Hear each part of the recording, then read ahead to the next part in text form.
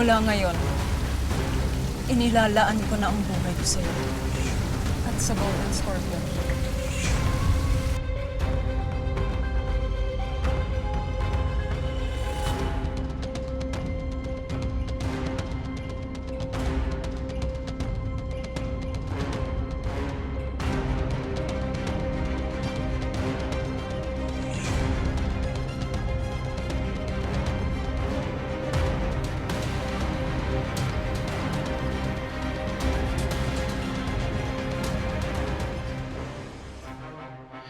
Nagmukha akong batang sinisweto ng magulang sa harap ni Elias at ng nanay niya. Wala akong pakialam kung anong tumatakbo sa isip ng Elias na yun.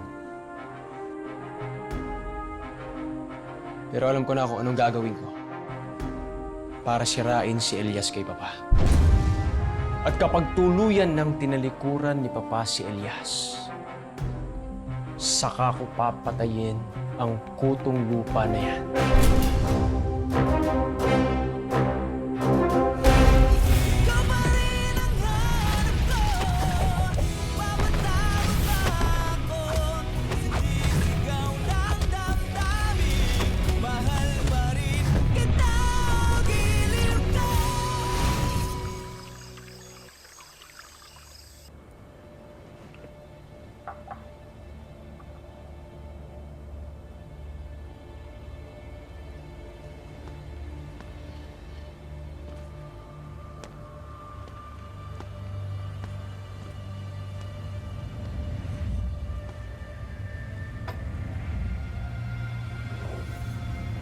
Senyor, maaari ba akong maglabas ng saloobin?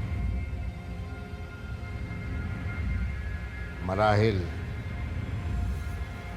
dumating na yung araw na kinatatakutan. Huwag mo akong itamay sa mga kinatatakutan mo, Hongo. Pasensya na po. Pero agam-agam lang naman ito. Na sa loob ng maraming taon, mula nang kayo naging pinuno ng Golden Scorpion, nire-respeto kayo.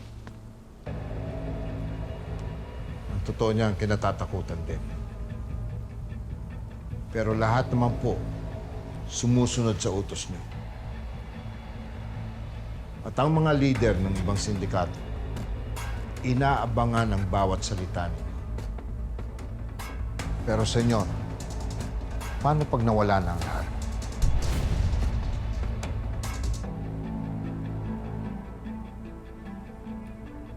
Alam ko ang gusto mong tumbukin.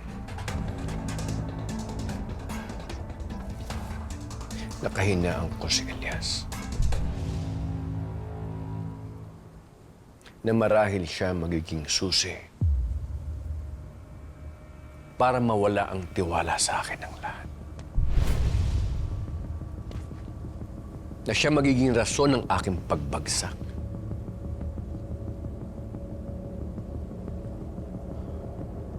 Senyor, inihabilin kayo sa akin ng inyong ama. Kaya poprotektahan kita hanggang sa abot ng aking mga kaya. Nasa sa inyo ang aking katapatan magpahanggang ngayon.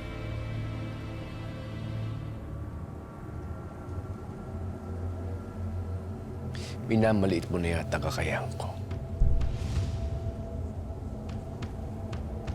Ngayon mo pa ba ako questionin, Hugo? Ayaw ko lang po na ang mga ibang leader ay mag-aklas. Oras na malaman nila ang buong katotohanan. Na ang pinakamatindi nating kaaway, pinakamatinding kaaway ng Golden Scorpion, na si Black Rider, at ang inyong anak na si Elias Guerrero ay iisa. Baka sabihin ng iba, nagpapasok ka ng isang kaaway sa sarili mong bakuran. Walang mangyayaring pag-aaklas. Dahil dugo namin ang bumuo ng sindikato ito.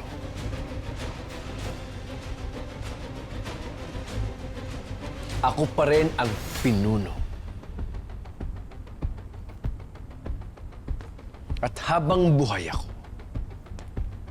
lahat sila, lahat kayo ay susunod sa gusto ko. Ako pa rin ang magdidesisyon sa bawat galaw ng grupong ito.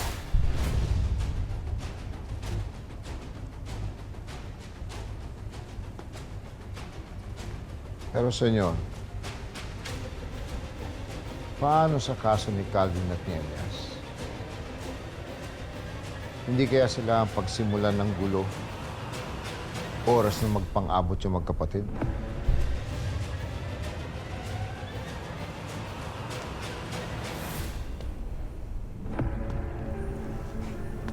Ako ang ama ng dalawa.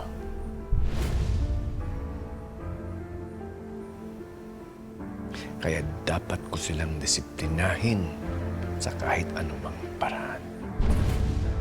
Dapat silang sumunod sa akin, sa ayaw at sa gusto nila.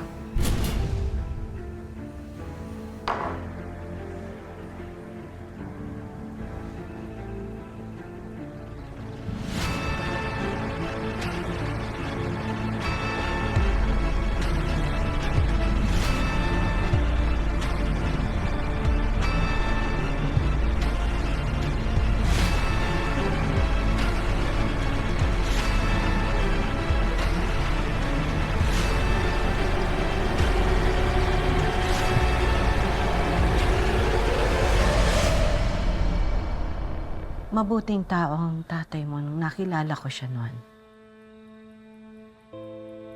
Noong mga panahong sinubukan niyang talikuran ng sindikato at mamuhay ng normal.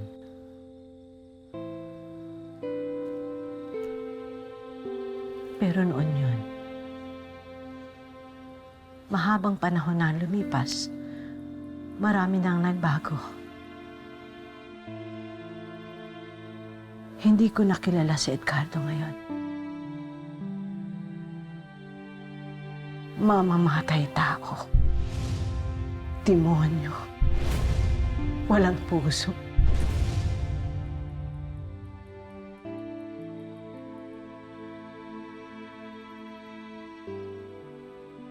Yun ang totoo niyang pagkatao. Itinago lang niya sa akin noon.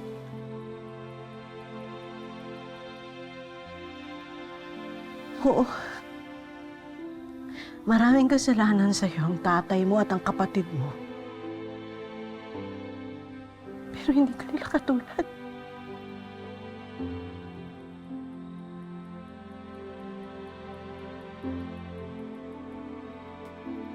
Hindi ka mamamatay tao.